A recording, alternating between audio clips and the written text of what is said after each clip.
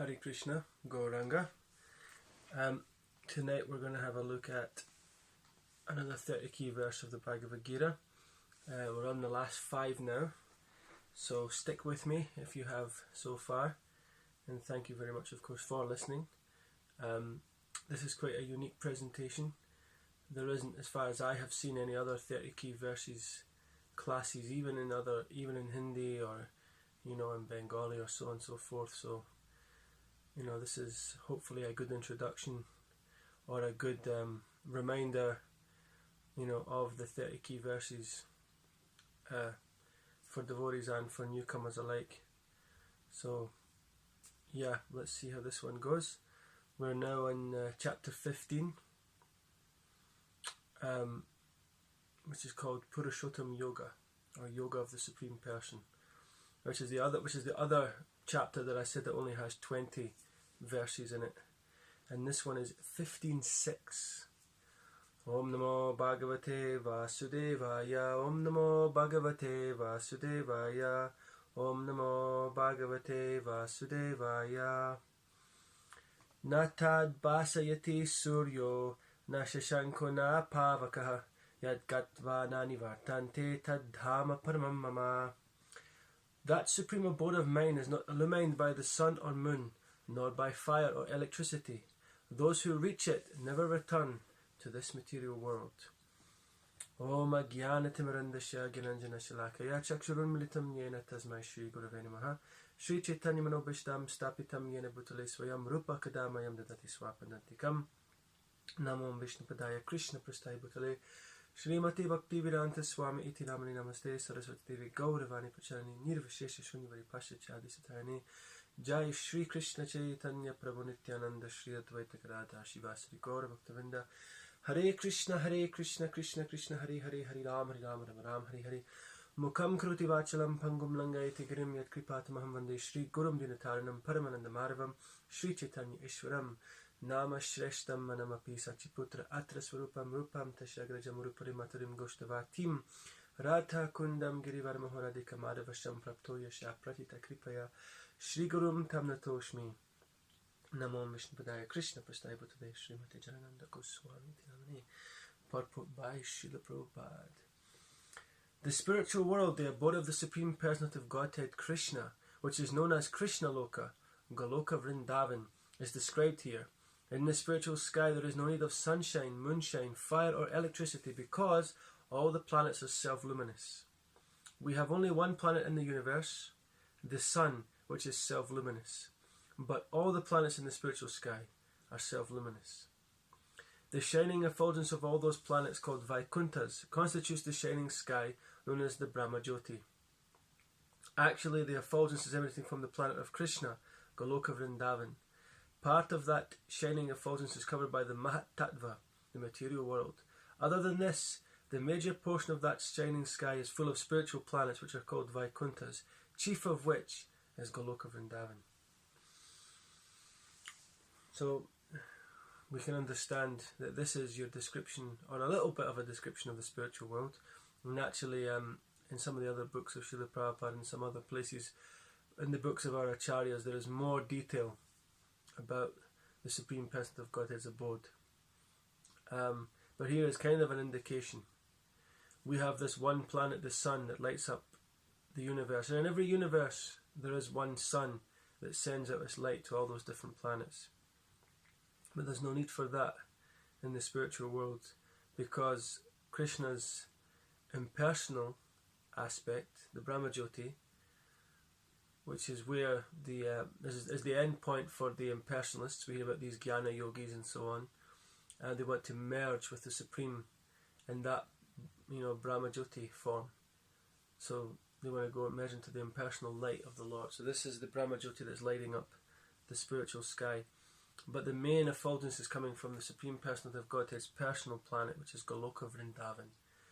So here we have what's called the Bhauma Vrindavan, which is the earthly Vrindavan, and then which is where Krishna performed his pastimes or his leelas here in the material world. And to this day, devotees can travel there on pilgrimage and go to Vrindavan, go to Govardhan Hill, go to Radhakund, Shamakund, all the different, Nideva and all the different places where Krishna's pastimes took place. But the original pastime place where we go and assist the Lord in his pleasure pastimes is in Goloka, Vrindavan. And there is, of course, descriptions in the Srimad Bhagavatam of the unbelievable beauty of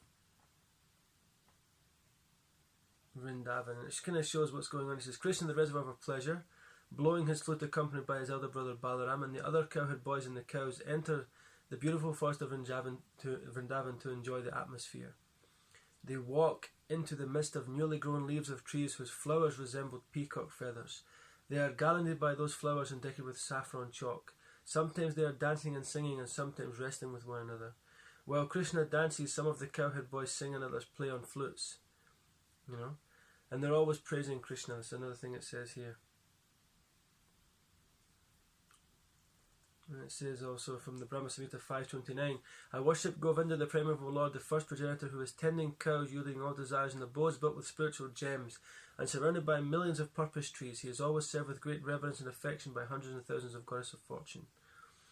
Goloka Vrindavan, of course, has no aspect of awe and reverence, but the idea is, of course, naturally the whole universe is glorifying the Lord, and all the whole universe, in some way or another, is trying to head back to that spiritual world, whether they're going the long and troublesome way, as we heard in Bhagavad-Gita 12.5, by going through the impersonal aspect, or they're going to take the really, really, really long and dark route by being atheist or being a scientist or being, some other kind of process. But either way, everyone is searching for that supreme truth. Now they're just not aware of it, or they're fully aware of it. There's two different kinds. There's the switched off and the switched on. That's the clear cut. Krishna consciousness is the surefire path. And on the other hand, the others are just they're just various ups and downs of, messing around in the material energy. And Prabhupada goes on to say here,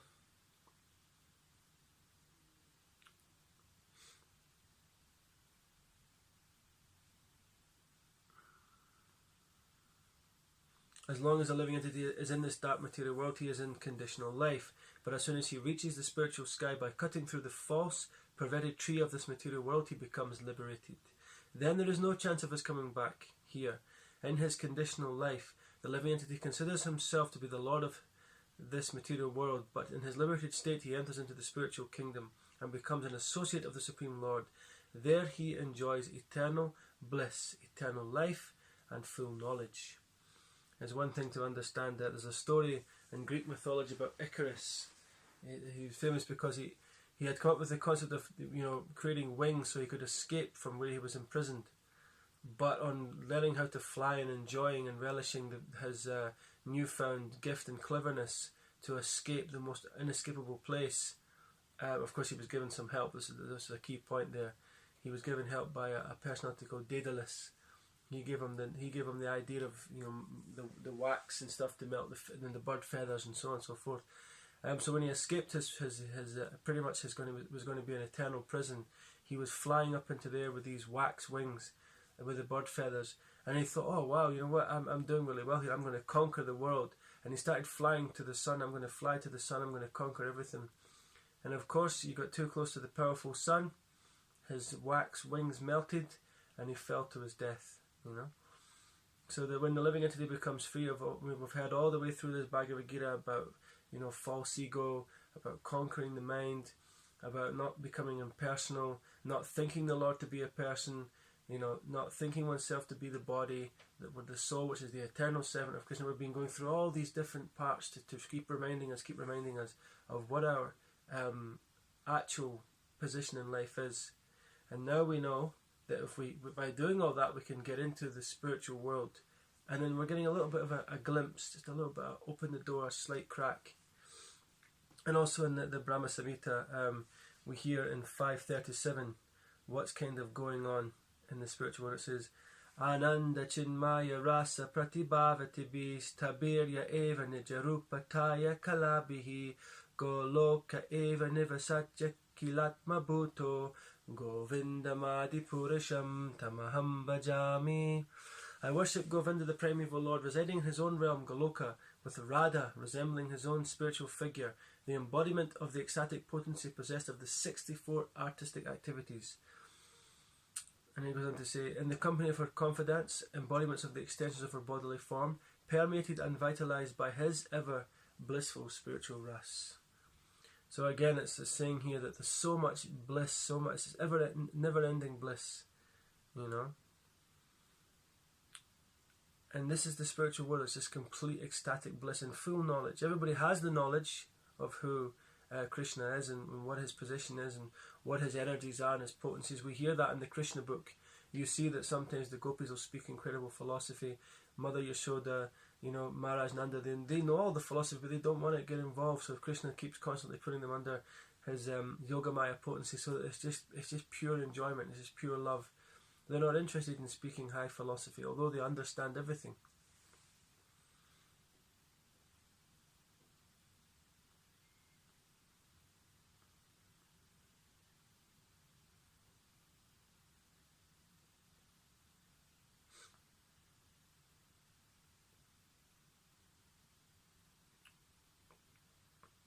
I was just searching for one point here that it says that there is certainly a difference between these two classes of A-level seekers of the truth. Until one attains the perfectly transcendental stage, he must be hampered by his lingering limitations in his vision of the pastimes of Goloka. Again, the vision of the transcendental reality varies according to the degree of self-realization. The vision of Goloka must also vary accordingly. So, to get that vision, we must understand that we have to have the devotional eyes. We have to have the pure devotional qualities to enter into Goloka Vrindavan. Otherwise, there is no chance in going there. It is there, it's available to us, but through strict adherence to devotional service and devotional practices, which is, of course, as we've heard in previous verses, what that is, you know. Constant hearing, constant chanting, constant remembering of Krishna, you know. And we say constant because until again we come to that pure devotional platform, Maya's right at our tail, just testing us, just teasing us, just saying, you know, you like the material world, you came here, you were an enjoyer just only recently, you know, you can still enjoy if you want to, I'm still here, I'm still your friend, you know, what's this so-called renunciation, what's this, you know, saffron cloth, or this dhoti and tilak and this grihastas all going to the temple, what is this, you know, you don't do that, you know, the material world is your playground, you know. She's always going to keep presenting that option. And only when she actually sees you enter into pure Krishna Prema, she goes, whoa, okay, Hari Hari, you know, that's it. Now I can let him go now, he's done. He's out there, you know. He's out my hands now, finally, you know. Because she wants us to be Krishna conscious. You know, she her ultimate job is testing us. You know, that's what she's trying to do. She's trying to see if the devotee has conviction, you know.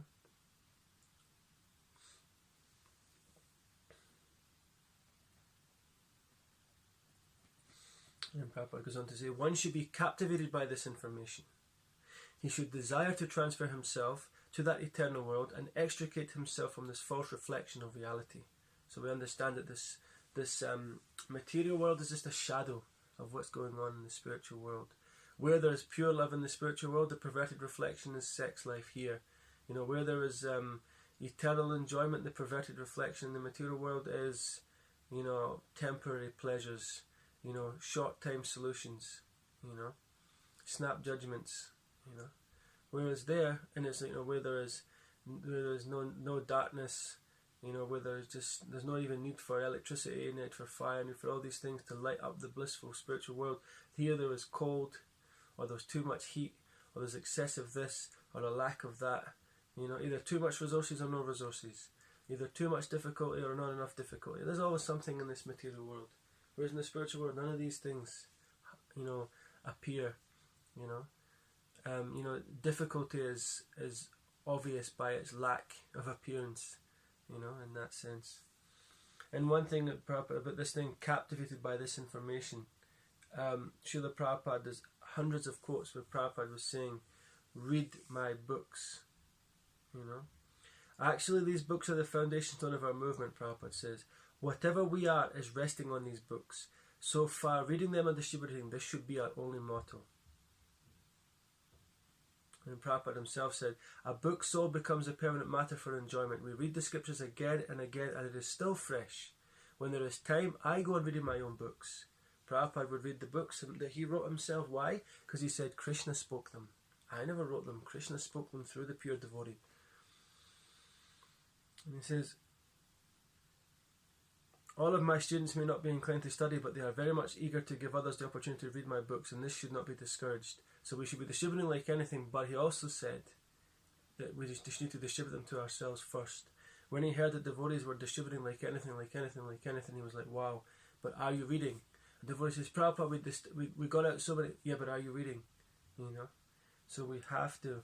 And he says, then he goes on to say, and this is of course another quote, all of my students should read our books very diligently, at least 1 or 2 hours daily, and try to understand the subject matter from varieties of angles.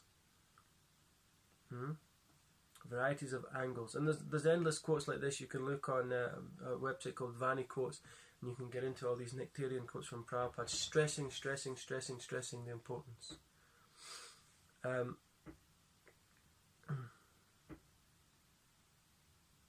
Okay. For one who is too much attached to this material world, it is very difficult to cut that attachment.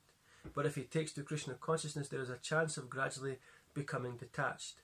One has to associate himself with devotees, those who are in Krishna consciousness. One should search out a society dedicated to Krishna consciousness and learn how to discharge devotional service. ISKCON Govinda Ki Jai, Srila Prabhupada Ki Jai. We have our movement ISKCON. Srila Prabhupada established that movement in 1966. You know, he came from India, you know, to a country he never even had been, you know, he had never been in the West. He had he was a very educated and intelligent man, apart from, of course, being a pure devotee and being an acharya and so on and so forth. But he came over to a country where he knew little of their customs, but knew enough, at least, in one sense. He knew what he was dealing with, you could say. And he was thinking to himself, how am I going to spread Krishna consciousness, you know, in this way? But he came over and he just, you know, it was freezing cold. He had no money. We speak about his 40 rupees or something, but that was worthless in America. So literally speaking, he came over with nothing except his Bhagavatams and his knowledge and his purity. And of course he came with Krishna. And he transformed the world. He transformed everything, you know. His prediction when he was a kid, he was predicted he would open 108 temples. He opened more than that. And of course now thousands of temples are all around the world, you know, because of Srila Prabhupada. So this ISKCON movement is our movement, it's our mission now to spread Krishna consciousness all over the world. It's our vow, it's our right, it's our need, you know, to do that. In this way he can cut off his attachment to the material world. One cannot become detached from the attraction of the material world simply by dressing himself in saffron cloth. So let's not think it's just about our renunciation. It's not about our dress. You know, it's not about our change of situation, go this place, join this thing, do that thing. You know, it's not. So that's called bogatyag, just simply renouncing. No, it's not about that. We practice yukta vairagya, that whatever we have, whatever we've got, whatever we are, what position we're in, we, you know, even if we sometimes feel that we dislike those around us or the situation around us, we control our senses and we practice Krishna consciousness strictly. And in that way, everything that we're around us, we can utilize for Krishna, and we can dovetail that to Krishna. He must become attached to the devotional service of the Lord. That's the thing to become attached to, you know. And if we're going to detach anything, detach it from material pursuits and enjoyments. Therefore, one should take it very seriously that devotional service, as described in the 12th chapter, is the only way to get out of this false representation of the real tree. In chapter 14, the contamination of all kinds of processes by material nature is described. Only devotional service is described as purely transcendental. And I pulled a couple of verses there from the chapter 12. As it says, only one in that chapter was a 30 key verse. Otherwise, there's so many beautiful verses. This one is 12:15, and it says, Yasman nod vijite loko, loka nod vijite chayaha. Harsa Marsa Bayod Veghayar Mukto Yasa Chame Priyaha. He by whom no one is put into difficulty and who is not disturbed by anyone, who is equipoised in happiness and distress, fear and anxiety, is very dear to me. This is Krishna speaking directly. And in 12:20, so the last shloka in that chapter, Ye tu dharmamritam idam yatoktam paryupashate shradhanamat parama bhaktaste tivame priyaha. So again, this word priya, dear. Those who follow this imperishable path of devotional service and who completely engage themselves with faith, making me the supreme goal, are very, very dear to me. So Krishna's, saying this, very dear to me, by performing devotional service. This is the key thing. This is what we need to do. This is how you gain entrance into the wonderful Goloka Vrindavan. This is our ticket, And just as when you go on a train, and you're running down the platform because you're almost late, you didn't leave early, you're screaming down the platform, but you're clutching your ticket because you can jump on the train fast and you can sit down on your seat. But if you don't have your ticket, you're going back off again, right? So our ticket to go to Goloka Vrindavan, to meet with Krishna, and to see the most beautiful Supreme Person of Godhead, is to hold strictly to devotional service. The words Paramam Mama are very important here. Actually, every nook and corner is the property of the Supreme Lord, but the spiritual order is Paramam, full of 6 opulences. The Katha Upanishad 2.2.15 also confirms that in the spiritual world there is no need of sunshine, moonshine or stars. Natatra suryo bhati nachanda tarakam. For the whole spiritual sky is illuminated by the internal potency of the Supreme Lord. That supreme abode can be achieved only by surrender and by no other means. So very clear point there again. Simply by engaging strictly in the chanting of Hare Krishna, Krishna Krishna, Hare Hare, Hare Rama, Rama Rama, Hare Hare, can one go back to the spiritual world. Srila Prabhupada ki jai, Nitai Gaura Premanandi, Hare Hare Bo.